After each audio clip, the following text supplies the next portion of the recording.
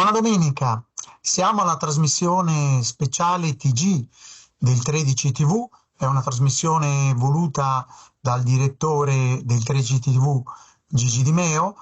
Ogni domenica ci occupiamo di relazioni internazionali, di stati collocati nella comunità internazionale e le loro relazioni nel mondo e lo stiamo facendo in un periodo nel quale siamo in pieno corso di geopolitica. Infatti questa trasmissione è anche in collaborazione con il gruppo Studi Storici e Sociali Istoria di Pordenone, che è un fiore all'occhiello della città, un fiore all'occhiello culturale della città, perché nessuna città può vantare un corso di geopolitica con 28 edizioni al suo attivo.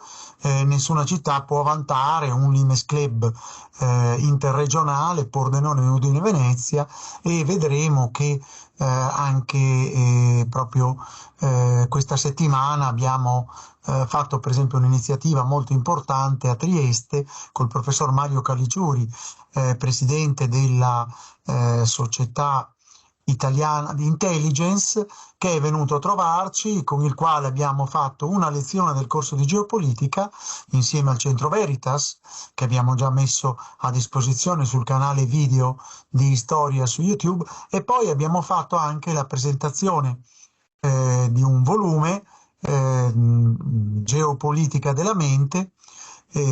L'abbiamo fatto al Caffè San Marco, sempre col professor Mario Caligiuri, che ha scritto questo libro Geopolitica della mente, che ha dato anche lo spunto per la nostra lezione, seconda lezione del corso di geopolitica. Ma pensate che in realtà siamo già alla terza, in pratica fra poco, lezione del corso di geopolitica, perché infatti avremo, come vedete, direi nella locandina che vi sto proponendo, avremo in programma giovedì 23 marzo, la prossima settimana, alle ore 20:30 a Prata di Pordenone, una iniziativa in collegamento con Team Europe Direct, con la dottoressa Laura Mosca, che è una dirigente della Commissione europea in Italia, e che porta avanti questo progetto Team Europe Direct, e che ci illustrerà diciamo alcuni temi istituzionali a sostegno del voto alle elezioni europee. Poi ci sarà il presidente dell'ANPI di Pordenone, avvocato Loris Parpinel, e il sottoscritto come direttore del 28° corso di geopolitica e presidente di storia, nonché docente all'Università di Udine, professore aggregato di istituzioni di diritto pubblico. Quindi sistema elettorale di elezioni europee, giovedì 23 marzo alle ore 20:30 a Prata di Pordenone. Non parleremo solo di questioni istituzionali, ma anche di altre questioni. Vedete, questo è il nostro corso di geopolitica, l'abbiamo aperto a Padova con il professor Gastone Breccia, poi abbiamo fatto questa riunione intelligence e tecnologie emergenti per il controllo del pianeta, quali sfide deontologiche per il giornalismo, e adesso poi ci dedicheremo al sistema elettorale, elezioni europee, giovedì 21 marzo. Ma ecco che diciamo un tema importante, che è sullo sfondo anche del numero di Limes in edicola, ecco che lo possiamo proporre, una certa idea di Italia contro l'alibi del declino irreversibile, idee per un progetto nazionale prima che gli altri decidano per noi. Ecco, sotto questo profilo però dobbiamo tenere presente che ecco, uno dei temi principali del numero, dedicato per esempio al calo demografico della popolazione italiana. Qui ci sono le zone diciamo con maggior diciamo calo demografico, col saldo migratorio, saldo naturale e saldo migratorio. Qui sono le cartine della Laura Canali, che tra l'altro avremo modo di incontrare nella quarta lezione insieme a Lucio Caracciolo, nella quarta lezione il 6 aprile a Gemona del Friuli. Questo è il nostro corso di geopolitica, ma volevo anche mostrarvi un'altra locandina, vediamo se mi riesce di mostrarvela. Eccola qui, vediamo se la riesco a mostrare, e cioè volevo mostrarvi questa locandina, che però non riesco a far vedere, che comunque ha ad oggetto, allora ci arrivo sparando tutte le locandine, chiedo scusa, eccola qui, questa geopolitica della mente, la seconda lezione, e il correlatore, il professor Mario Caligiuri. Tra l'altro nella seconda parte, fra qualche minuto, fra circa una decina di minuti, avrete modo di ascoltare il professor Mario Caligiuri non nella nostra lezione, ma in una lezione successiva, anzi nella presentazione del numero, non del numero di Limes, ma della rivista, anzi no, del libro Geopolitica della mente, edito da Mazzanti, l'intelligence nel campo della battaglia definitiva, Ecco qua, vedete la copertina del volume. Diciamo che torniamo un po' alle questioni, vediamo se mi riesce, devo fare a ritroso il percorso delle diapositive, eccolo qua, e vediamo quindi il tema, un primo tema che è all'ordine del giorno, cioè la guerra Ucraina-Russia. È stata la settimana delle elezioni in Russia, elezioni già date per scontato nei risultati, con solo il tema della affluenza al voto, e con sullo sfondo anche le proteste richieste dalla moglie di Navalny per proprio oggi alle ore 12, con però l'indicazione di presentarsi a Mosca, ai seggi, probabilmente fuori dai seggi, solo con la propria presenza. Però il presidente Putin ha già detto che non verranno tollerate proteste che interrompano o cerchino di influenzare il voto. Ecco, la minaccia nucleare, anche qualche parola a Putin è sfuggita per una minaccia nucleare, nel senso che Putin ha detto che userà le armi nucleari nel caso in cui fosse sfidata la sua sovranità, la sovranità della Russia.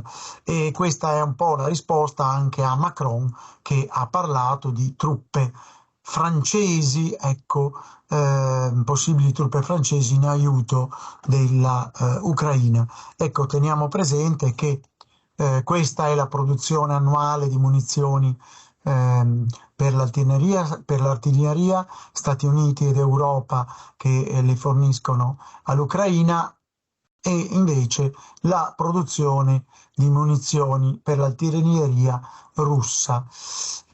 Ecco, passiamo invece a Israele e Gaza.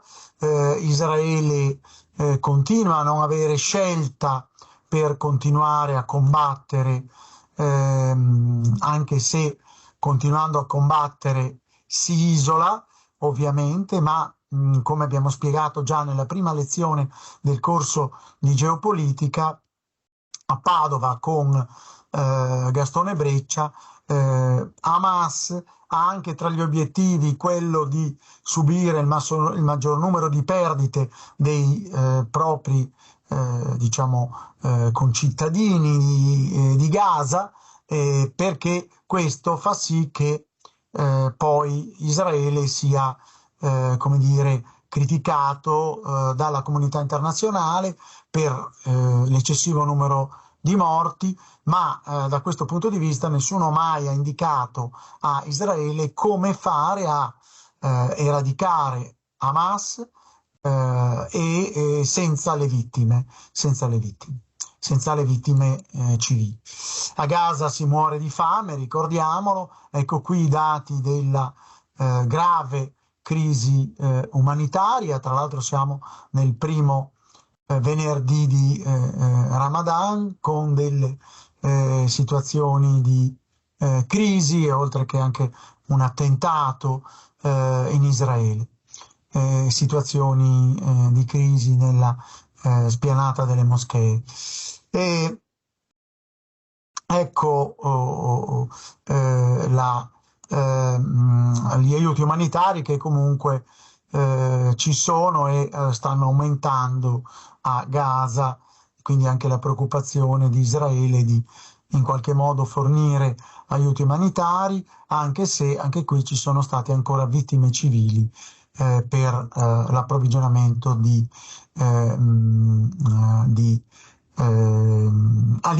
alimenti. E qui ci spostiamo un attimo nelle elezioni americane. Biden è troppo anziano per ricandidarsi. Vedete da questi dati come la problematica sia un tema che riveste più Biden che Trump, e vedete come alla fine anche questo sondaggio fatto su tutti gli americani, svolto su tutti gli americani, indichi come ci siano delle forti possibilità per la vittoria delle elezioni di Trump.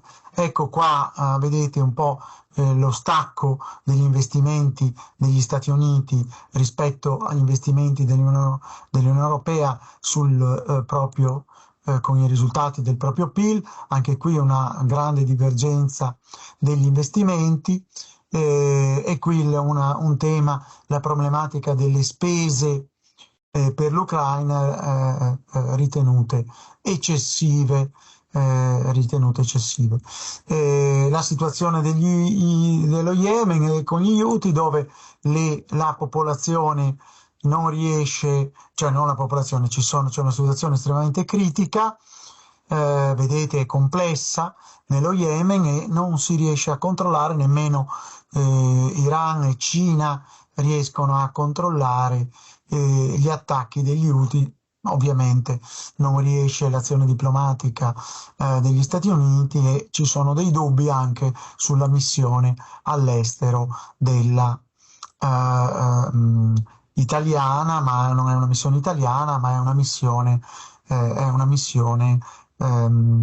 europea a guida italiana. Finiamo con la geopolitica della mente, il libro di Mario Caligiuri che abbiamo presentato giovedì al caffè San Marco di Trieste, insieme all'editore, insieme al professor Mario Caligiuri. La battaglia finale della geopolitica è ormai nella mente degli abitanti del mondo, e qui quindi rinvio alla presentazione che abbiamo fatto a Trieste. Stasera qua insieme con noi, e per cui particolarmente apprezzare l'intervento. Stiamo presentando un libro che parla della geopolitica della mente. Quale potrebbe essere, secondo Hegel, lo spirito del tempo, di questo nostro tempo? Potrebbe essere, secondo me, lo scontro tra intelligenza umana e intelligenza artificiale. E perché noi siamo non un cambiamento qualsiasi, siamo una metamorfosi di questo tempo. Il buco sta diventando fratello, l'uomo di Neanderthal sta diventando Homo sapiens. C'è un salto di specie, per francese. Stiamo andando oltre, e noi invece utilizziamo parole, categorie mentali, concetti culturali e regole giuridiche sul mondo che sta scomparendo. È molto riflettuto sulla regolamentazione da parte dell'Unione Europea dell'intelligenza artificiale, prima regolamentazione al mondo, secondo me, è un atto, non dico influente, quasi. Perché come si fa a regolamentare un fenomeno che cambia di momento in momento, di giorno in giorno, attraverso una procedura legislativa che è necessariamente cristallizzata. Quindi l'esempio secondo me più evidente di come noi non stiamo comprendendo quello che abbiamo trovato, perché abbiamo necessità di altre parole, di altri concetti culturali, di altre categorie mentali che ancora non abbiamo definito. La digitalizzazione, l'intelligenza artificiale, la demografia, la globalizzazione, ChatGPT hanno rotto completamente il margine. E quindi noi siamo in grande difficoltà per comprendere quello che noi abbiamo davanti. Siamo in una fase che per alcuni aspetti potremmo definire con l'arrivo del cristianesimo, perché il cristianesimo rompe il tempo, da lineare diventa circolare. E teniamo conto che potremmo identificarlo per alcuni aspetti con quello che è successo a gennaio del 2007 a San Francisco, quando Steve Jobs presenta al mondo questo, presenta l'iPhone e un discrimine tra il prima e il dopo. E allora ogni sfida epocale è sempre una sfida educativa. Dice Joseph Stiglitz, che è un premio Nobel per l'economia, negli ultimi 2 secoli la società è progredita in base all'aumento della capacità di apprendimento. Ma perché i parlamenti si occupano di economia e non di educazione? È una ragione semplice. L'economia dà risposte immediate, mentre l'educazione dà risposte dopo tempo. L'anno scorso sono stati 100 anni della riforma gentile. La riforma gentile ha segnato il Novecento italiano. Grazie alla riforma gentile, secondo me, noi a 15 anni da una rovinosa guerra perduta, combattuta nel sud, nel nord, anche tra italiani, Trieste è stato un punto caldo fino al 1954, fino al 75, con gli accordi di Oslo, cioè è in una guerra perduta che noi siamo riusciti a recuperare come comunità nazionale dopo circa 15 anni, diventando una grande potenza industriale, grazie ai diplomati laureati che si erano formati nelle scuole e nelle università, prodotte per la riforma scientifica. Cosa stiamo vivendo adesso? Le conseguenze delle politiche educative del 68. Il 68 c'è stato ovunque, a Tokyo, Berlino, a Mosca, a Londra, a Parigi. Ma in un solo paese uno si è chiesto e ottenuto il 6 politico degli Stati Uniti. E le conseguenze sono quelle che stiamo vivendo. Non è la sola causa, per carità, ma ha inciso. Insieme alle riforme costanti che dalla fine degli anni 90 si sono abbattute su scuole e università, confermando quell'adagio che Aldo Moro è possibile fare meglio, ma è ancora più facile fare peggio. Allora, vediamo che la crisi dell'istruzione è un fenomeno notevole, secondo alcune teorie, tra cui quelle studiate dalla Flynn, l'abbassamento del livello di istruzione, insieme con altri indicatori, insieme con l'uso dei social, insieme con l'abbandono della lettura del testo scritto, sta provocando un abbassamento del livello dell'intelligenza a livello locale. Si chiama effetto Flynn ingresso. Allora, io credo che questo aspetto è un aspetto interessante, perché la questione dell'intelligenza umana, che crea forme di vita rispetto ad altro da sé, è un problema antico. Parliamo dell'intelligenza artificiale, ma nata dalla leggenda della Kabbalah, che chi conosce i poteri legati al nome di Dio può realizzare un governo gigante di argilla, forte e obbediente. Quello di Napoleone, nella Praga del XVI secolo, quello di Rodolfo II, diventa ingestibile e pericoloso, deve essere riposto in soffitta. Dopo 4 secoli lo stesso avviene con All'Ordina, l'Odissea nello spazio, che perde il controllo del proprio creatore e deve essere disattivato dai programmatori.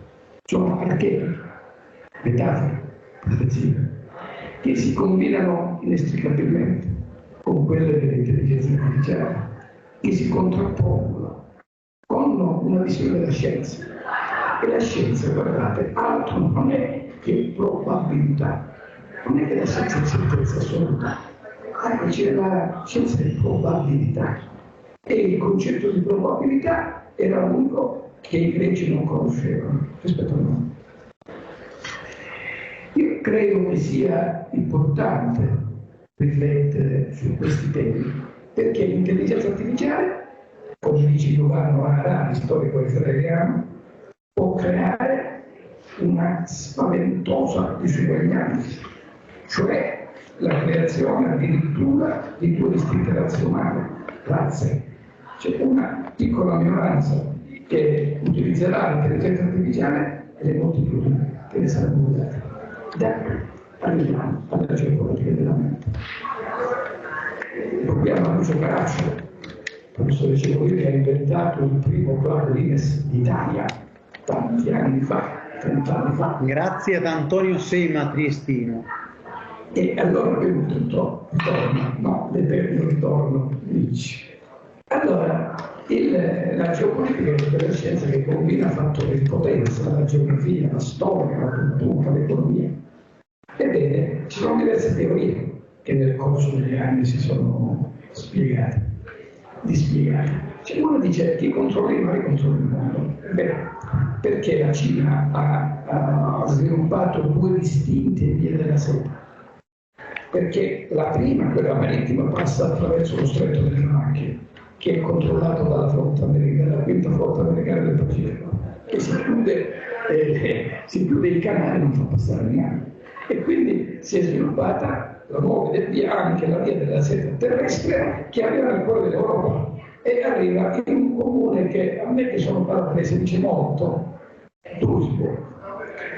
Allora, l'altra teoria qual è? Chi controlla il centro della Terra controlla il mondo. Qual è il centro della Terra? È la confluenza dell'Eurasia tra l'Europa e l'Asia. E qual è? Sono quei paesi che oggi chiamiamo Iran, Iraq, Afghanistan, Siria. Erano al centro degli scontri già a Alessandro di Macedone per arrivare nell'Ottocento, nei conflitti tra impero britannico e impero zarista. E ancora oggi sono un'area calda del mondo, confluenza di rotte energetiche e di rotte dell'illecito, soprattutto della droga, che è, secondo me, un problema rilevantissimo, di cui poco si parla. Nelle ultime settimane se ne sta parlando un po' di più, sta arrivando il fentanyl, questa droga devastante, sintetica, prodotta in gran parte commercializzata dalla Cina, sembra quasi una nemesi storica della guerra dell'oppio, quando la Gran Bretagna imponeva alla Cina l'uso dell'oppio prodotto in India, che era una colonia britannica. Quindi queste vicende che ritornano. Allora che il ruolo della geopolitica? L'altra teoria qual è? Chi controlla lo spazio, controlla con l'aereo, spazio aereo, controlla il mondo. La teoria di un italiano, del militare di Giulio II, 1921. L'Italia è stata la prima che ha utilizzato gli aerei per scopi bellici nella guerra italo-turca nel 1911 per la conquista della Libia. Quindi dallo spazio aereo allo spazio stellare, lo scontro tra le 2 grandi superpotenze della guerra fredda, Russia, Unione Sovietica e Stati Uniti, e dallo spazio arriva al cyberspazio, e dal cyberspazio si arriva alla mente delle persone attraverso i dispositivi digitali, alla mente di ciascuno di noi. A fine secolo saremo lucificati. Nel 2030 tecnicamente tutto il mondo può essere collegato a internet, tecnicamente tutti collegati, che significa? Tutti sono collegati. È inutile che vengano a dirci la privacy, c'è l'ingegnere dei vetri della privacy nella sanità figurata, la privacy non esiste, così come non esiste la sicurezza informatica.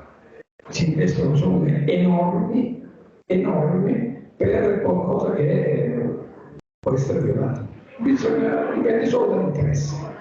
Pensate, se può essere violato il sito della CIA, figuratevi cosa può succedere ai nostri cellulari. Investiamo sulla sicurezza informatica, cambiamo passi, qualcosa. Io li catalogherei nell'ambito di quell'ampia teoria della permanenza. Allora, certo, qualcosa possono rimediare, ma qualcosa. Se qualcuno vuole sapere le nostre notizie o lo vuole fare, non ha nessuna difficoltà, va come la lama del burro e trova tutto quello che vuole. Allora, in questo quadro arriviamo quindi a un certo punto che la mente è il campo di battaglia di Dio, perché oltre alla mente non può esserci altro. E allora questo secondo me è lo scenario che noi abbiamo davanti, che è già in atto. Teniamo conto che tutto questo che conclude poi l'editore Carlo Mazzanti, noi vediamo in quella che secondo me è la società della disinformazione, che si materializza in un modo molto preciso, con la dismisura dell'informazione da un lato e il basso livello sostanziale di istruzione dall'altro, che non ha nulla a che vedere con il titolo di studio. Questo combinato disposto dei giuristi crea un cortocircuito cognitivo che allontana le persone ancora di più dalla sempre difficile comprensione della realtà. Noi vediamo nelle ombre, lo diceva Platone, cioè quindi noi percepiamo solo un'ombra della realtà, non riusciamo a capire più velocemente, ma che non ci riesce.